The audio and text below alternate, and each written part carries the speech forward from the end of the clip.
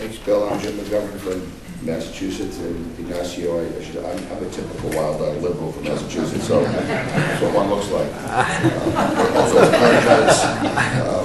but look, I have for many, many years believed that U.S. policy towards Cuba is short-sighted, self-defeating, knee-jerk, immature, and just plain dumb.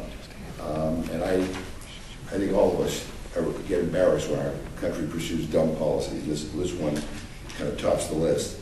And if what I hear is correct, if the news reports that we're reading about the administration's deliberation on Cuba are true, if some of the signals we're getting from some of the people in the administration are true, then it tells me that grown-ups are now in charge, and we're going to have a more mature policy toward Cuba, which means an endorsement of this bill that we have offered here today about lifting the travel restrictions, and hopefully even going further to end the embargo and to end this policy that has achieved nothing.